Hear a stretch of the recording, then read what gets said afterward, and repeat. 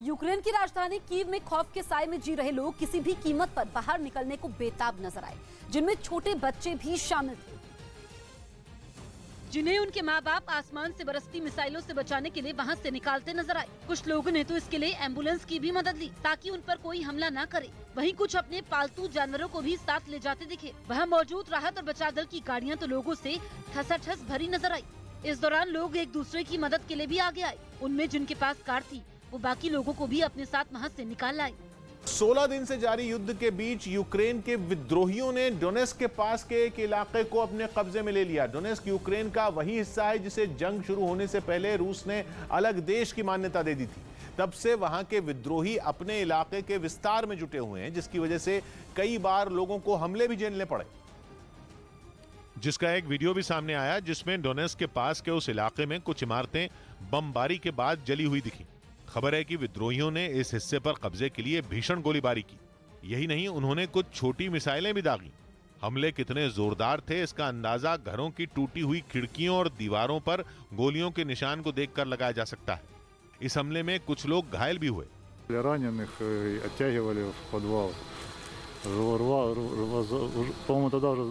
Ukraine के विद्रोहियों ने न सिर्फ घरों को निशाना बनाया बल्कि एक ऑयल टैंक को भी उड़ा दिया। हमले के बाद वहां चारों तरफ सिर्फ हथियारों का मलबा पड़ा दिखा। कई ऐसी मिसाइलें भी नजर आईं जो दागे जाने के बाद भी नहीं फटी। यूक्रेन की तरफ से उनकी सेना का जंगल में गश्त करते हुए एक वीडियो जारी किया गया, जिसमें रात के अंधेरे में स्पेशल फोर्स की एक टुकड़ी पूरी तरीके से मुस्तैद नजर आई, जो कि घातक हथियारों से लैस दिखी। साथ ही उनमें हर एक के माथे पर टॉर्च लगी हुई थी, जिसकी मदद से वो घने जंगल में रात के वक्त गश्त करते दिखे। वीडियो में वो सब पहले बातचीत करते नजर आए और फिर इशारा मिलते ही जंगल में चारों तरफ फैल गए, जिनमें कुछ ने वहाँ मौजूद खंडर इमारतों और बर्बाद हो चुके घरों की अच्छे से तलाशी भी ली। इस वीडियो को यूक्रेन की तरफ से एक चेतावनी के साथ जारी किया गया, जिसमें लिखा गया कि यूक्रेन पर हमला करने वालों पर ये रात भारी पड़ेगी। यूक्रेन की सेना ने मारिउपोल का एक वीडियो जारी किया है। यह वीडियो ड्रोन से लिया गया है, जिसमें एंटी टैंक मिसाइल से एक रूसी टैंक को उड़ाते दिखाया गया है। तस्वीरों से साफ है कि रूसी टैंक रिहायशी इलाके में गश्त कर रहे थे, लेकिन यूक्रेन की सेना ने सटीक निशाना लगाकर टैंक को उड़ा दिया। इस बार विपक्ष की एकता इमरान पर भारी पड़ती नजर आई। विपक्ष इमरान खान पर आरोप लगाता रहा है कि वो वही करते हैं जो सेना कहती है। यही नहीं, उसका कहना है कि इमरान सरकार में पाकिस्तान में लोगों के भूखों मरने की नौबत आ गई है। 2 दिन पहले वहां की विपक्षी पार्टियों के गठबंधन पाकिस्तान डेमोक्रेटिक अलायंस ने इमरान सरकार के खिलाफ अविश्वास प्रस्ताव भी पेश कर दिया था, जिसके बाद पाकिस्तान की राजधानी इस्लामाबाद में जो हुआ वो किसी सियासी भूचाल से कम नहीं। इमरान का विरोध करने वाली पाकिस्तान की पार्टी JUIF, जिसका पूरा नाम जमीयत उलेमाए इस्लाम फजल है, उसके नेताओं को दिन दहाड़े घर में घुसकर पकड़ा जाने लगा। उनके घर में काले कपड़े पहने कमांडो घुसे और खींचकर अपने साथ ले गए।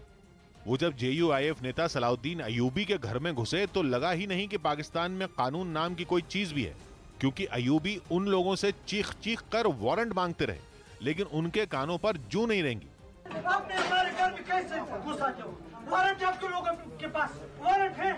उल्टा वारंट की बात सुनकर वो कमांडो और भड़क गए।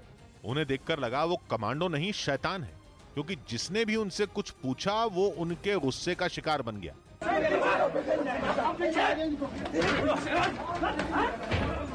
ये बात किसी से छिपी नहीं है कि पाकिस्तान में प्रधानमंत्री वहां की सेना का प्यादा होता है, जिसकी आड़ में सेना मनमानी करती है।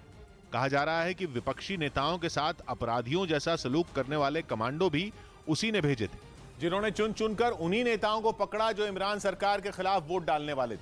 उन्होंने ये तक नहीं देखा कि वो घर में हैं या संसद में, और दंदनाते हुए हर उस जगह पहुंच गए जहां उन्हें JUIF नेता मिल सकते थे। इन नेताओं को खींचकर ले जाते समय न उनकी उम्र का लिहाज रखा गया, न ही उन्हें उनका जुर्म बताया गया।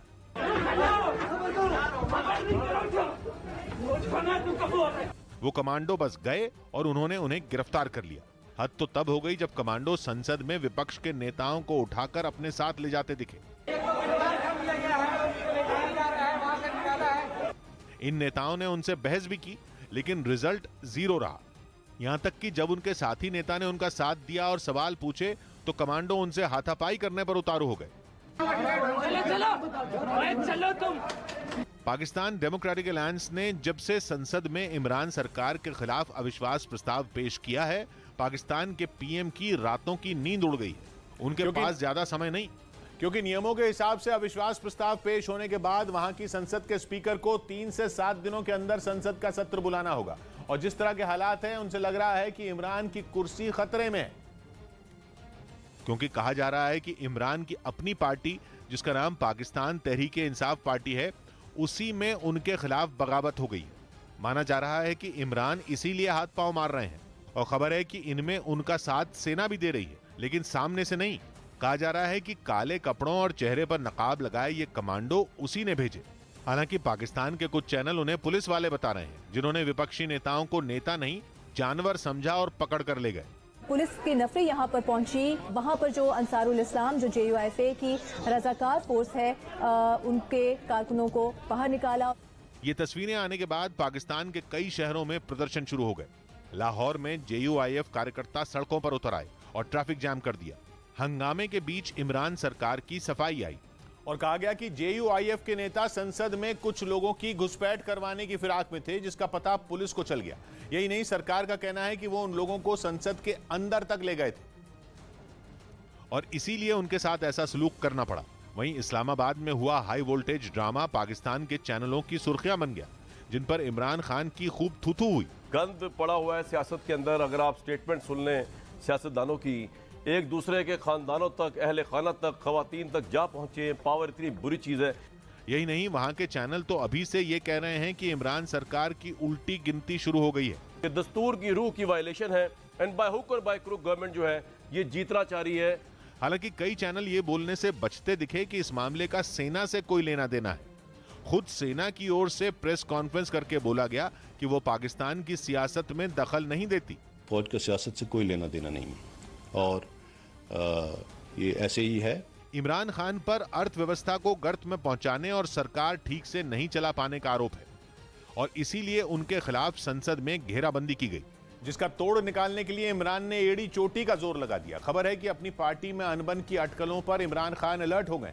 उन्होंने कुछ दिन पहले पाकिस्तान के सिंध प्रांत के गवर्नर और रक्षा मंत्री को निर्देश दिया था कि वो पार्टी के नाराज नेताओं को मनाएं, क्योंकि कुछ दिनों में इमरान खान को विपक्ष के अविश्वास प्रस्ताव का सामना करना होगा। विपक्ष के प्रस्ताव पर संसद में वोटिंग कराई जाएगी। अविश्वास प्रस्ताव को पास करवाने के लिए विपक्ष को 172 सदस्यों का साथ चाहिए। 172 वोट अगर प्रस्ताव के पक्ष में पड़ गए तो इमरान की कुर्सी चली जाएगी। पाकिस्तान की नेशनल असेंबली में कल 342 सदस्य कुल, जिनमें बहुमत का आंकड़ा 172 है। इमरान खान सरकार का दावा है कि उनके पास 200 से ज्यादा सदस्यों का समर्थन, जबकि विपक्ष का दावा भी ऐसा ही है। इस बार विपक्ष भी 200 सदस्यों के समर्थन का दावा कर रहा है, जिसके बाद पाकिस्तान की संसद में इमरान की मुश्किलें बढ़ती दिख रही। लेकिन इमरान ने अपनी सभाओं में यह जताया जैसे कुछ हुआ ही नहीं। वो अपनी पार्टी की खटपट पर तो कुछ नहीं बोले, लेकिन विपक्ष को उन्होंने आड़े हाथ लिया। और JUIF चीफ फजलुर रहमान पर जमकर बरसे। विपक्ष इमरान पर आर्थिक मोर्चे पर फेल होने का आरोप लगा रहा है, जिसका जवाब उन्होंने उसी अंदाज में दिया और फजलुर रहमान को मौलाना डीजल बोल दिया। फजलुर रहमान पर तेल में कमीशन खोरी का आरोप है। इमरान ने अपनी सभा में वही आरोप याद दिलाया। अवाम उसका नाम डीजल रख दिया, अवाम ने उसका नाम। अच्छा सुने देखे, अभी डीजल के ऊपर आते हैं। यही नहीं, उन्होंने इशारों में अपनी पार्टी के नाराज नेताओं को भी संदेश दिया कि वो उनका साथ दें।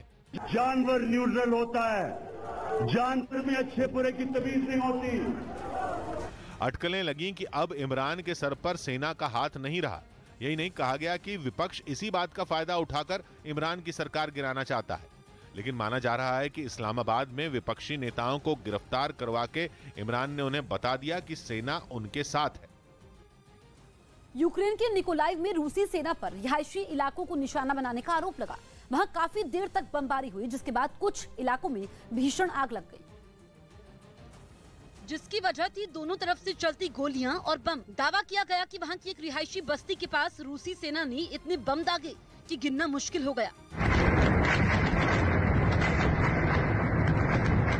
धमाकों की खौफनाक आवाज से लोगों की हालत खराब हो गई, जिसके बाद कुछ जगहों पर इसकी वजह से आग भी लग गई। यूक्रेन की राजधानी कीव पर रूस के रॉकेट हमले का एक नया वीडियो सामने आया। ड्रोन से लिया गया ये वीडियो 5 मार्च का बताया गया, जिसमें रूस की सेना राजधानी कीव के एक इलाके पर रॉकेट दागती नजर आई। रूस ने ताबड़तोड़ इतने हमले किए कि कीव का एक हिस्सा धधकता दिखा। वहां की कुछ इमारतों से आग की लपटें और धुएं का गुबार उठता दिखाई दिया। बताया गया कि 5 मार्च को रूस के सैनिक ट्रकों के साथ कीव के बाहरी हिस्से तक पहुंच गए थे।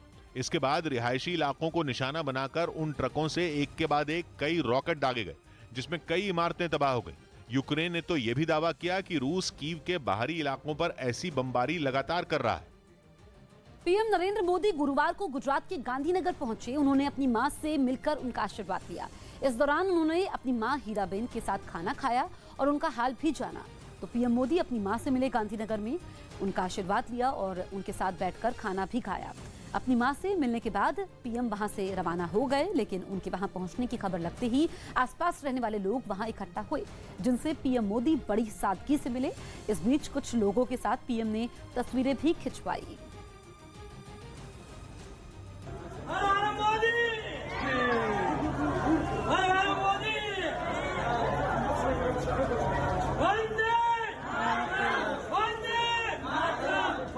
चार राज्यों में जीत के बाद प्रधानमंत्री ने अहमदाबाद में रोड शो भी किया। चारों राज्यों में बीजेपी की सत्ता में वापसी हुई थी, जिससे साबित हो गया कि प्रधानमंत्री मोदी का जादू लोगों के सर चढ़कर बोला। और प्रधानमंत्री के अहमदाबाद के रोड शो में भी मोदी मैजिक दिखा। खुली गाड़ी में सवार प्रधानमंत्री सड़कों पर निकले तो उन्हें देखने भीड़ उमड़ पड़ी। लोगों ने उन्हें देखकर खूब नारेबाजी की। प्रधानमंत्री ने भी विक्ट्री साइन दिखाकर सबका अभिवादन किया। वो थे तो गाड़ी पर सवार, लेकिन उससे लोगों का उत्साह कम नहीं हुआ। उन पर फूलों की बारिश हुई। सड़क किनारे उनके सम्मान में सांस्कृतिक कार्यक्रम भी हुए। प्रधानमंत्री 2 दिन के लिए अहमदाबाद पहुंचे और वो दोनों दिन रोड शो करेंगे। 2 दिन का जो प्रोग्राम है, कार्यकर्ताओं से मिलना है, अलग अलग कार्यक्रम है। गुजरात में इसी साल विधानसभा चुनाव होने वाले हैं और 4 राज्यों में सत्ता में लौटने के बाद बीजेपी का जोश हाई है।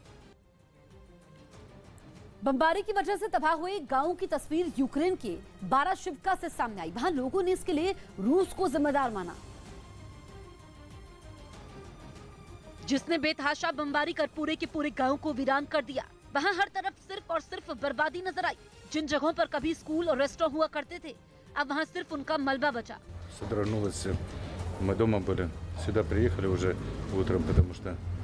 इस तबाही के मंजर के बीच यूक्रेन की सेना के जवान लोगों की मदद करने पहुंचे, जिसके बाद कुछ लोगों ने अपने घरों को वापस रहने लायक बनाने की कोशिशें भी शुरू कर दी।